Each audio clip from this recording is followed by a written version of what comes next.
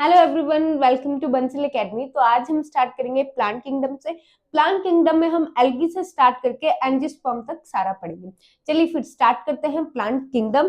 Kingdom Plantae को A.W. ईचलर ने दो में डिवाइड किया। A.W. ईचलर ने दो पार्ट्स में डिवाइड किया और ये अपना काम 1883 से स्टार्ट कर चुके थे, बट ये जो डिवीजन है ये इन्होंने 1886 में दी।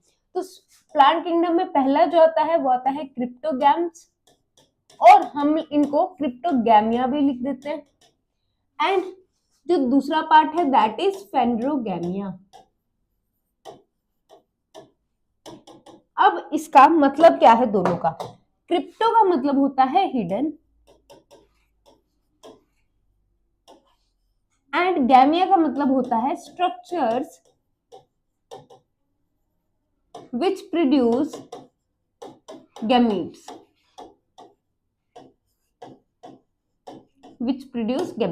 तो सेक्स ऑर्गन्स ही तो गैमीट्स को प्रोड्यूस करते हैं, तो इजी है। तो गैमिया क्या है? Sex organs.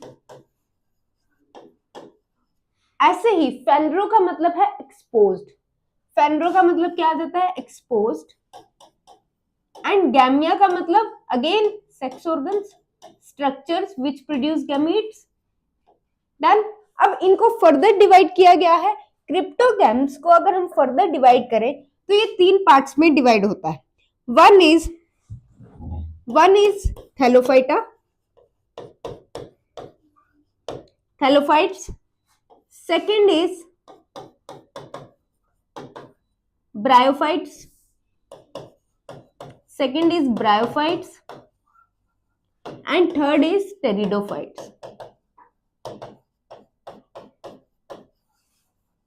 अब ये जो है thallophyte, bryophyte, pteridophytes, kingdom plant आ गया। किंगडम के बाद क्या होता है? डिवीजन। तो तीन डिविजन्स में डिवाइडेड है। तो ये क्या है? Division one thallophyte, division one thallophyta, and this is division two and this is division three. Done. अब ऐसे ही फेंड्रोगैम्स को भी दो डिविजन्स में डिवाइड किया। One is gymnosperms, other is angiosperms. अब इनमें और इनमें मेन डिफरेंस क्या है? इनके जो सेक्स ऑर्गन्स है वो हिडन है और इनके एक्सपोज्ड है। तो सेक्स ऑर्गन्स फ्लावर बोल सकते हैं हम, ठीक है, फ्लावर्स बोल सकते हैं। तो इनके जो फ्लावर्स हैं वो हिडन है, फ्लावर्स एब्सेंट है, फ्लावर्स है ही नहीं, एब्सेंट है। बट यहाँ पे जिम्नोस्पर्म से हम बोलते हैं, जिम्नोस्पर्म्स में फ्लावर नहीं है बट एंजियोस्पर्म्स में flower. Angiosperms are known as flowering plants. और याद रखना ये जिम्नोस्पर्म्स एंड एंजियोस्पर्म्स भी डिवीजन है, डिवीजन वन, डिवीजन टू। तो अगर आपसे कोई पूछे क्रिप्टोगैम्स को कितनी डिविजन्स में डिवाइड किया गया है तो 3, एंड फेंड्रोगैम्स को कितनी डिविजन्स में डिवाइड किया है? 2। डन। अब थैलोफाइट्स की जब भी हम बात करते हैं तो थैलोफाइट्स में आती है एल्गी। थैलोफाइट्स में क्या आएगा? एल्गी, एल्गी, ठीक है। अब एल्गी के साथ पहले जो क्लासिफिकेशन आई थी उसी में यहाँ पे आती है blue green algae. Blue green algae या हम साइनोफाइसी भी बोल सकते हैं, साइनोफाइसी। फिर यहीं पे आती थी fungi, but according to latest system of classification fungi and blue green algae are no more included in thallophyta. But जब भी हम एल्गी की बात करते हैं तब हम साइनोफाइसी को एल्गी में पढ़ते हैं, क्योंकि इसके बहुत सारे कैरेक्टर्स हैं जो एल्गी के साथ मैच करते हैं। और इस एल्गी का एक फंजाई के साथ एक और रिलेशनशिप है। कुछ साइंटिस्ट ऐसे बोलते हैं कि इनका जो एल्गी और फंजाई का पैरेलल एवोल्यूशन हुआ है, पैरेलल डेवलपमेंट हुई है। Some scientist suggest that, some scientist क्या बोलते हैं कि एल्गी और फंजाई की, एल्गी एंड फंजाई ये पैरेलल डेवलपमेंट शो करते हैं, मतलब पैरेलल एक साथ एवोल्यूशन हुआ है इनका, ठीक है। बट वही साइंटिस्ट ये बोलते हैं कि इनका कोई भी फाइलोजेनेटिक रिलेशनशिप नहीं है। फाइलोजेनेटिक रिलेशनशिप का मतलब क्या है? फाइलोजेनेटिक का रिलेशनशिप का मतलब ये है कि इनका कोई एंसेस्टर वगैरह सेम नहीं है, ऐसा कुछ नहीं है कि या इनके एक ही एंसेस्टर के डिसेंडेंट्स हैं ये, ऐसा कुछ नहीं है। तो no phylogenetic relationship but parallel development is there, right. चलिए अब आगे चलते हैं। यहां पे जब हम एल्गी की बात करेंगे आज, तो एल्गी को स्टार्ट करने से पहले मैं आपको एक बात बताती हूँ कि हमें इतनी एल्गी हम डिटेल क्यों पढ़ते हैं, क्योंकि एल्गी एक बहुत इंपॉर्टेंट ऑर्गेनिज्म है। Algae half of the photosynthesis जो करती हैं वो एल्गी करती हैं। टोटल प्लांट्स में से half of the photosynthesis is done by algae. Half of the photosynthesis is done by algae. इसीलिए एल्गी एक इंपॉर्टेंट ऑर्गेनिज्म है और इसकी बहुत सारी इकोनॉमिक इंपॉर्टेंस है, जिसकी वजह से हम एल्गी के बारे में काफी डिटेल पढ़ते हैं। तो हम पढ़ेंगे क्या, पहले हम एल्गी की बेसिक इंट्रो पढ़ेंगे, बेसिक इंट्रोडक्शन पढ़ेंगे, फिर हम इसके फीचर्स पढ़ेंगे, जनरल कैरेक्टरिस्टिक बोल सकते हैं जिसको, then we will study general characteristic, ठीक है। जनरल कैरेक्टरिस्टिक्स के बाद हम क्लासिफिकेशन पढ़ेंगे। क्लासिफिकेशन पढ़ेंगे। क्लासिफिकेशन बहुत सारे साइंटिस्ट ने कर रखी है, तो उन क्लासिफिकेशन में हम कौन सी इंपॉर्टेंट है, कौन से साइंटिस्ट की क्लासिफिकेशन के क्या ड्रॉबैक्स हैं, तो ये सारी चीजें हम पढ़ेंगे और क्या उसके बेनिफिट है कि उन्होंने क्लासिफाई किस बेसिस पे किया था और कैसे किया था, ठीक है। तो ये सारी चीजें हम पढ़ते हैं एल्गी, ठीक है, क्लासिफिकेशन। फिर उसके बाद हम डिफरेंट क्लासेस के बारे में पढ़ते हैं। एल्गी के मेन क्लासेस हैं और उनके मेन क्लासेस हैं एल्गी की मेन क्लासेस एंड उनके इंपॉर्टेंट ऑर्गेनिजम्स, इंपॉर्टेंट मेंबर्स, ठीक है। उससे पहले हम एक और चीज पढ़ते हैं कि सेल वॉल का स्ट्रक्चर क्या है, सेल वॉल कैसी है। तो ये हम जब फीचर्स पढ़ते हैं, जनरल कैरेक्टरिस्टिक पढ़ेंगे, इसी में ऐड कर देंगे कि बेसिक यहीं पे ऐड कर देती हूँ, सेल वॉल कैसी है, सेल वॉल के अल्ट्रा डिटेल पढ़ेंगे, पायरिनोइड्स क्या होते हैं, क्लोरोप्लास्ट किस टाइप के हैं, आई स्पोर्ट क्या है। तो ये सारी चीजें हम एल्गी के जब जनरल कैरेक्टरिस्टिक डिस्कस कर लेंगे, उसके बाद हम साथ में ही कंटिन्यू करेंगे।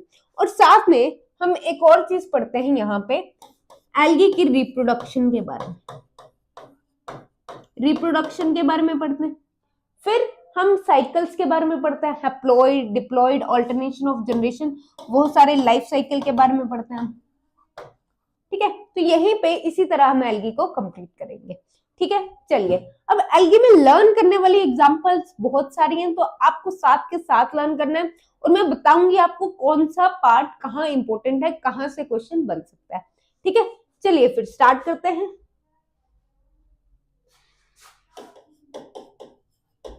एल्गी, पहले तो ये वर्ड किसने दिया, तो ये वर्ड दिया है कैरोलस लिनस ने, टर्म किसने दी है, कैरोलस लिनस ने,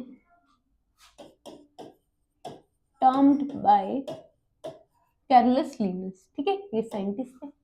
उसके बाद स्टडी ऑफ एल्गी को क्या बोलते हैं, नेक्स्ट जो हमारे पास पॉइंट आता है that is study of algae.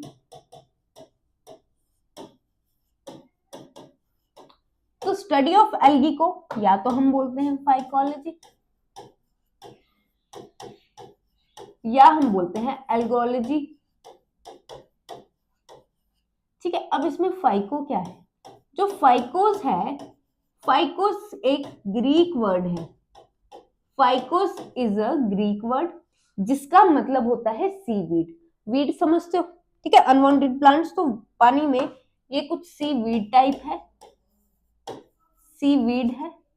और इसी को क्या बोला, फिर फाइकोस बोला कि वो बाद में एल्गी होगी, और इसी से बना फाइकोलॉजी इज स्टडी, तो फाइकोस की स्टडी इज फाइकोलॉजी, एल्गी की स्टडी इज एल्कोलॉजी।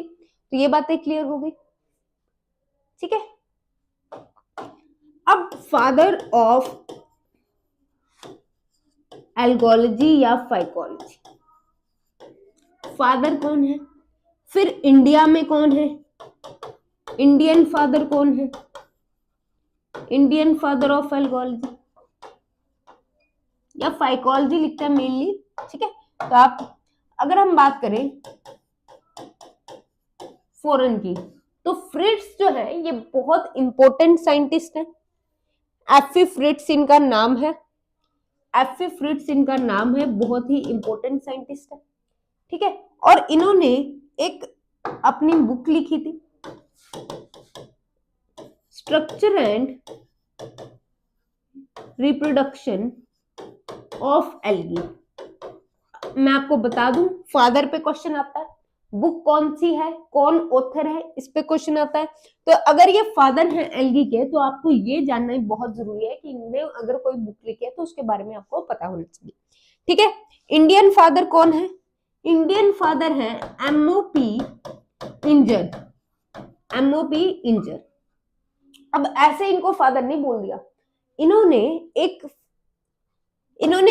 एल्गी के बारे में बताया था जो कि टेरेस्ट्रियल है। और मैं आपको बता दूं, टेरेस्ट्रियल एल्गी बहुत कम होती है, मैक्सिमम जो एल्गी होती है वो एक्वाटिक होती है, पानी में रहती है।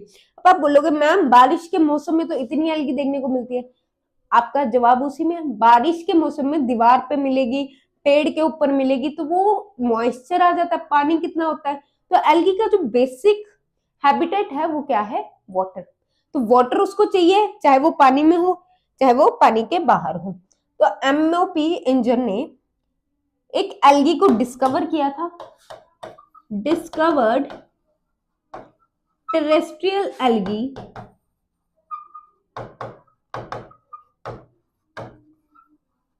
नेम क्या है उसका, फ्रिट्शेला tuberosa, फ्रिट्शेला tuberosa.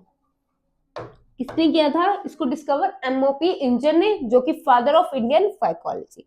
And father of phycology अगर हम ओवरऑल देखें तो कौन है, फ्रिट्ज, एफी फ्रिट्ज, ठीक है। इतनी बातें क्लियर होगी, चलिए आगे। डन, साथ के साथ लर्न करने की कोशिश करो तभी मजा आएगा, ठीक है। चलते हैं आगे। अब ऐसा नहीं है कि सिर्फ अगर फ्रिट्ज हैं वो यहाँ के हैं तो उन्होंने ये एल्गी को डिस्कवर किया, ठीक है। बाकी देशों में भी एल्गी के बारे में पता था, पर अपने अपने नाम दिए थे। जैसे कि चाइना तो सबसे आगे रहता है, तो चाइना ने एल्गी का नाम क्या रखा, चाइना नेम्ड एल्गी साउ। अब इसको टसाओ मत पढ़ना क्योंकि सुनामी, वैसे ही ये क्या है, साउ, ठीक है। फिर रोमन लोग भी आए, रोमन ने क्या बोला, रोमन ने एल्गी का नाम रखा फ्यूकस। फ्यूकस एक एल्गी भी होती है, तो इनके वहां फ्यूकस एल्गी होगी जिसका अभी भी नाम फ्यूकस है, तो इनको लगा एक ही टाइप की एल्गी होती है, तो इन्होंने नाम क्या रख दिया, फ्यूकस, ठीक है। फिर आते हैं हवेनियंस। हवेनियंस, उनके वहां जो एल्गी होती थी वो फूड की तरह भी यूज हो जाती थी। हवेनियंस यूज्ड एल्गी